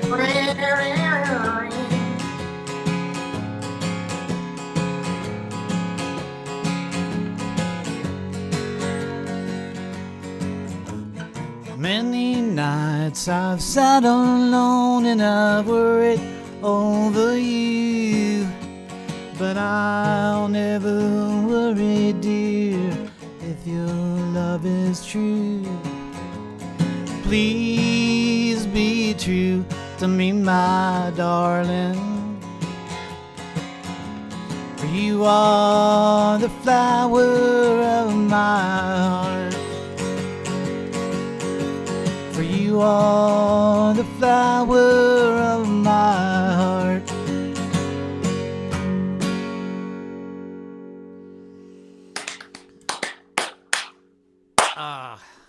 Thank you very much. I played this on the Flower of My Heart guitar. Yes. This was made especially for me. That's the one that Kimmy was playing when you did that thing, the songwriting thing that you sent me. Kimmy Rhodes was playing your Flower of My Heart guitar, and you were playing the piano. It was made for me. I was paying attention. Yeah. It was made by the Buddy Holly Foundation, which is Marie Elena Holly and Peter Bradley Jr. and Peter Bradley Sr. And they very kindly made this guitar after my dad passed away. And Sir Bob Harris presented it to me. And yeah, it's one of my cherished possessions. But you know, all that music strings together. I mean, little Buddy Holly and little Bob Montgomery were listening to that mountain music that probably your family was making, you know, and inspiring, and it inspired those two fellers to make the music they went on to make. Well, the Carter family went down to Del Rio, Texas, and we're on the border, the Texas Mexico border, doing border radio with thousands and thousands of watts going all over the world when the Carter sisters were young, when they were little girls. And it was Maybelle, and I think Jeanette was there, and Joe and Sarah and Maybelle. And so they were in Texas for a good bit of time. It was pretty cool. And I'm thinking that maybe your daddy was there as a 14, 15-year-old listening a little bit to some of that. You never know. They were definitely listening to it, for sure. I mean, they were soaking up everything they possibly could. Guitars are special, aren't they? They are. And I mean, we've had a little bit of conversation about that. I think every guitar and every instrument is when you pick it up, you're going to get something different out of it than you would on another one. You know, it's like, this sounds really good when I play it on this one, but why doesn't it sound the same on that? I think they speak to me. Certainly my piano that's right here, I talk about my piano a lot. I've had it since 1974, I think, and I bought it off the back of a pickup truck. It's a Grand Yamaha, and it was very cheap for what it was, and I know that it was probably stolen, but I paid all my dues. And I'm keeping it. I paid for it to whoever the thief was. And I've written so many songs on this piano, and it's held all my secrets, all my tears, all my joys, and it has traveled the world with me. I've moved a lot, and this piano has gone with me. So it's pretty special to me. So it's the same thing with guitars. Unfortunately, guitars can easily be picked up and taken. Well, yeah. You know? I mean, I told you about this story. My dad bought a blonde J200, and Buddy was given a blonde J200 from the factory. And Buddy actually liked my dad's guitar more, and he tried to buy it from my dad for $500. Now, because he had started to have a little bit of success, and Dad just said, no, I'm not selling it. And Dad wrote Heartbeat and Wishing and Love's Made a Fool of You on that guitar. And my dad grew up really dirt poor there in Lubbock. Yeah. And so that owning a J200 at that time to him, that was a very It was a big deal. It was a big deal to have that guitar. And later, after my mom and dad moved to Nashville, he went to a party. Patsy Cline was our neighbor there on Beverly Drive there in Madison, and he went to. I was just around the corner. I know. I know. That's crazy. I can't believe that. I mean, we were in the same neighborhood. You were talking about, chasing crawdads in the creek. Yeah. And it was the same creek. It was the same creek that ran behind our house. The creek that I live next to now is Gibson Creek, which is the same creek that ran through our property that I waded in my whole youth. I live next to it now in a rental house down in Madison. I'm a mile from where I grew up. That's cool. That's the same creek. So we grew up chasing crawdads in the same creek then. Yeah, except I was a little older. I was probably chasing my kids chasing crawdads. Yeah. Well, hey. But he went to a party there at Patsy's house, and he left that guitar behind after he went home. He left it there so that people could play it because the party was still going on when he left. Uh-huh. And someone stole that guitar. Somebody really liked it. Liked it. It's out there somewhere. You never know. And apparently you can tell a J200 from that time period by the flowers. They're all uniquely done. So if we can get a good photograph of that guitar, we can match that guitar. I talked to Joe. That's really cool. I talked to Joe Glazier about it, So you told me a story about a guitar that your stepdad, Johnny Cash, gave to you. Well, let's see. Is it my first guitar? Yeah. My first. Okay. Yeah. I was 11, I think. It was before he and Mom were married, and he came to my birthday party, and he brought me a Sears it was a Dan Electro. I think it was from Sears, where there was an amp, and the guitar actually somehow sat in the amp. I can't remember how it worked, but it was a combo thing that you got, the amp and the electric guitar. And that was when I started playing electric guitar when I was 11, 12 years old, probably more like 11. And my cousin David and I, we thought we had a band with Chip Corlew and Robert Gately, who are still, hi guys. So I don't remember what we called ourselves, but I was too shy to sing and nobody else wanted to sing. And basically it was just David playing rocking guitar. And but that was my guitar. And I don't know what ever happened to it. I've had so many guitars that have just disappeared from my life. I go on the road, I come home, and it's just like, what happened? One time I was on the bus and I got to where I stopped at a truck stop and just called home, and they said, I just came home and the whole house, your guitars are gone. And I was like, oh my gosh. Well, come to find out, it was a neighbor's son had gone over there, saw my bus pull out, and gone over the house and broke in and took all of the guitars that were not vintage, all the shiny electrics and that were not vintage. Oh and my gosh. And put them in the trunk of the car that he wasn't supposed to be driving. And his mother or daddy ended up opening the trunk and seeing all this stuff, and I got them all back. Oh my gosh. And he got in trouble. I didn't press any charges because I got everything back, but he certainly got in trouble from his parents for sure. It was him and another friend that did it.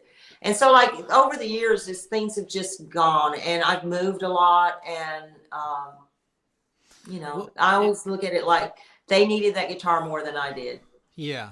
And but that guitar, that but there first are guitar certain things that haunt me. That I'm like, where is that guitar? I know it's out there.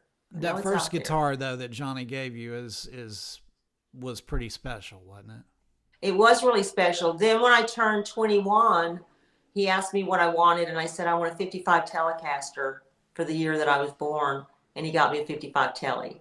Yeah.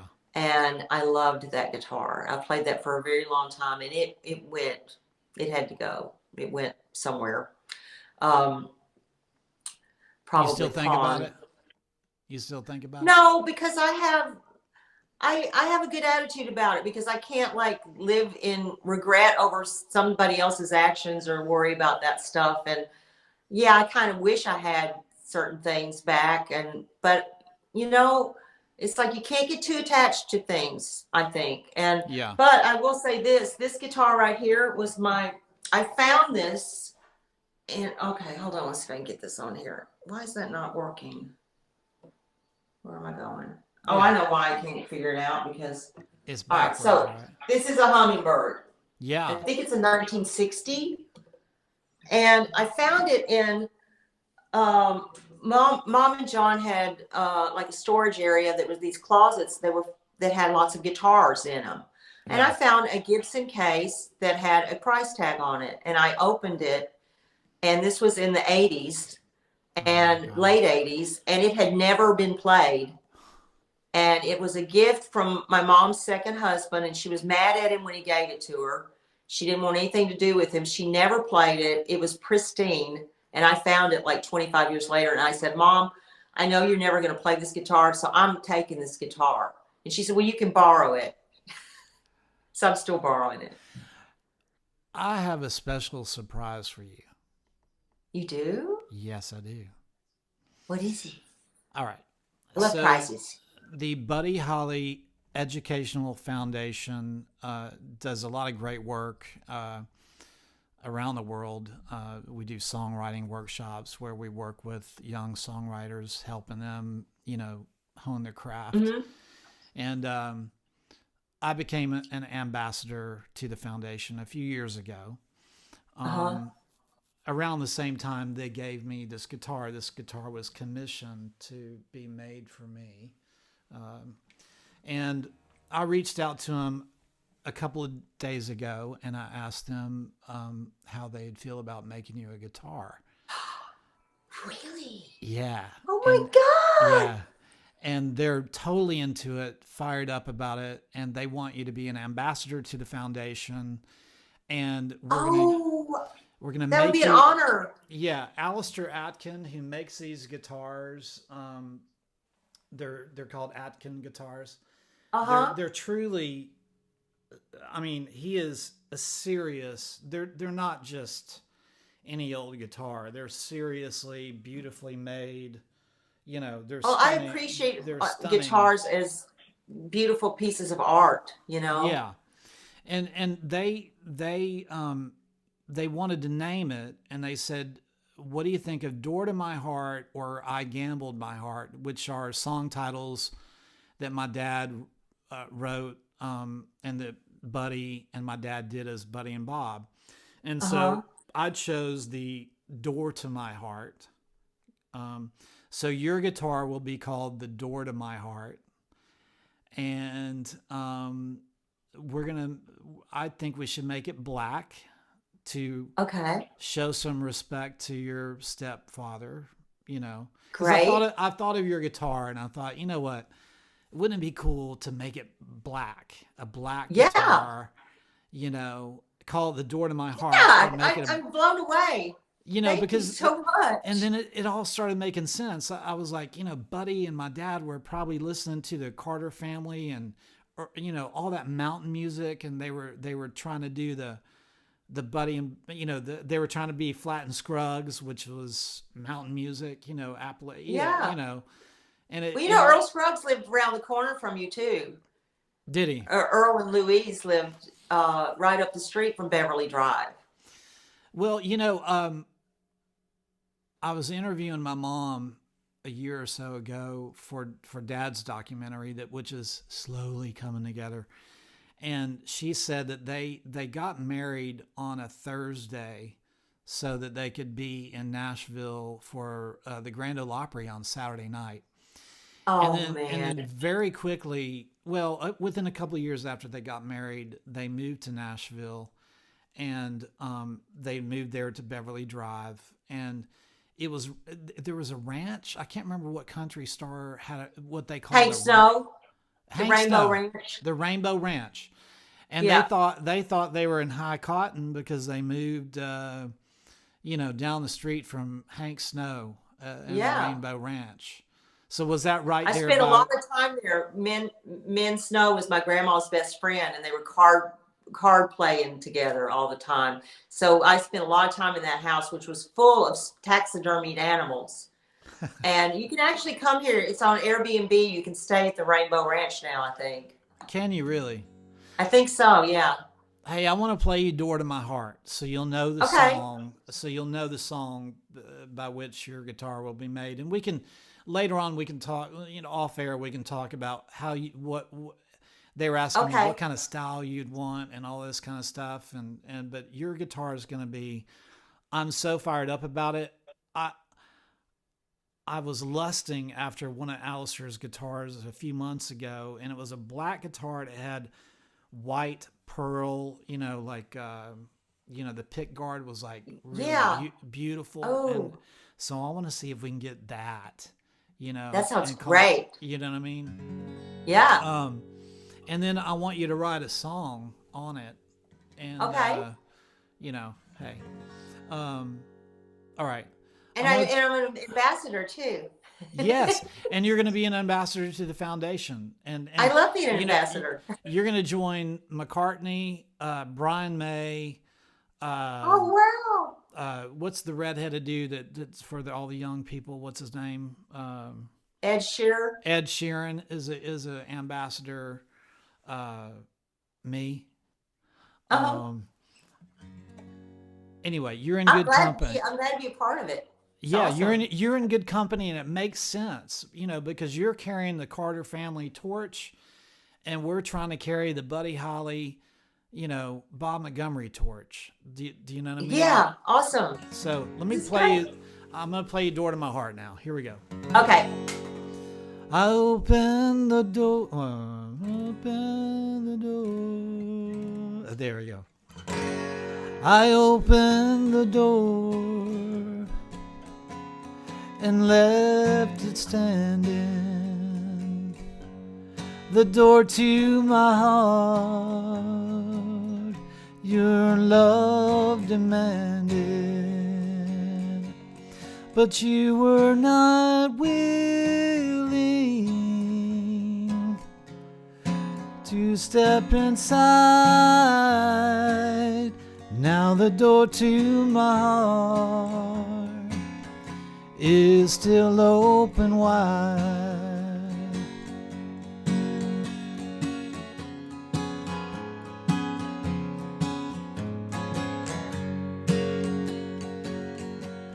I thought you would enter and stay here with me. When I open the door to let your love come in, but you've shunned my hope, my love and my pride. But the door to my heart is still open wide.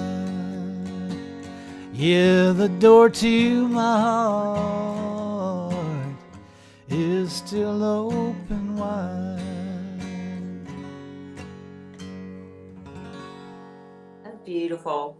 It's really beautiful. Beautiful. Thank you, they were Kevin. probably 14 or 15 years old.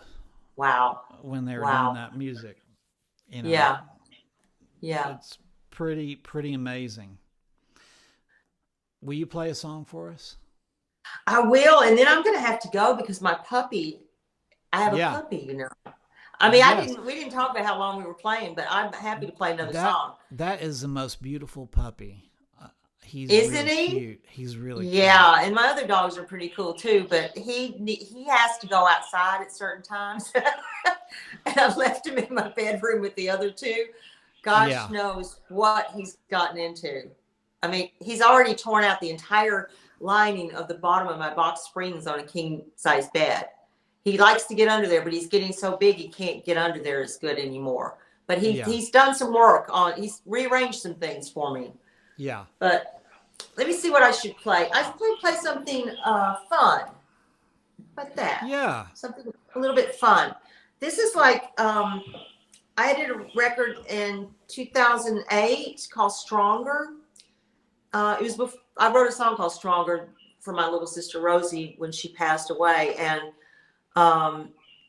but I did this record with John McPhee, and I did all the beginning of the record with my brother John Carter and Cash Cabin. But at any rate, this is one of the songs that I wrote for it. And it's just a good old kind of like a honky tonk country song. Yeah. I like that. Been around enough to know when a man is dying. No, wait a minute. I can't say dying. Hold on a minute. Okay. I've been around enough to know when a man is lying, it's bound to show. Truth is written on his face. The letters in the capital case. Guilty of these crimes of heart, treats children like a firearm.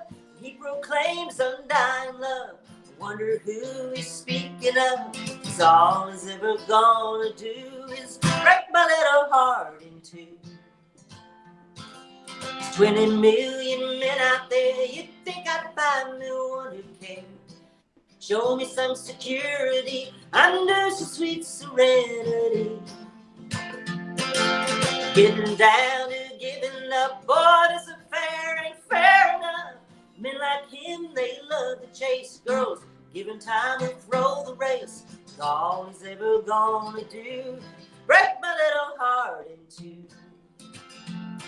I can't pretend I understand what makes a woman want a man. All he ever seems to do is break her little heart in two. Getting down to giving up, boy, this affair ain't fair enough. 'Cause all he's ever gonna do is break my little heart in two.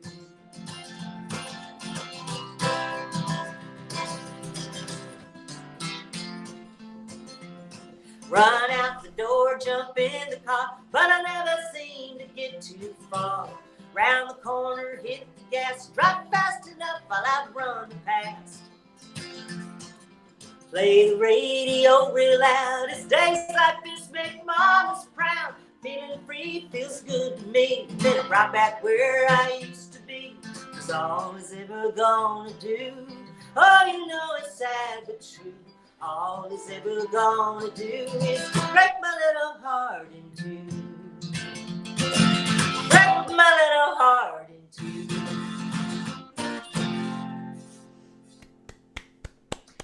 I love it. I love It's that. a fun one. It's I fun love little that. light one. Yeah. A I love nice it, man. light one. Thank you so much for coming on with me tonight. I had a great time, and you and we always talk our heads off.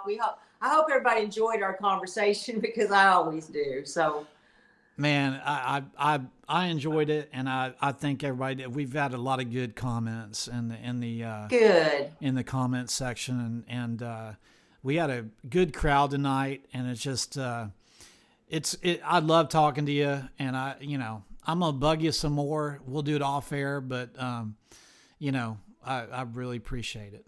Absolutely. I'd be happy to hang out anytime. And thank you so much for the prize and Man, for the ambassadorship. I wanted to tell you so bad. I can't keep I know, a secret. and I told you don't tell me about any surprises.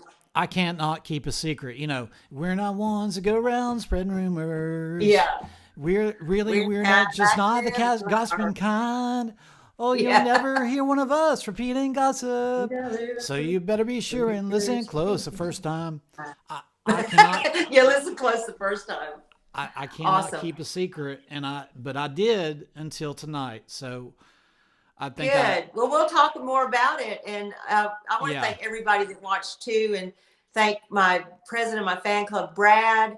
Who does such a great job. Yes, thank you, Brad. For me and keeping in touch with everybody out there all over the world.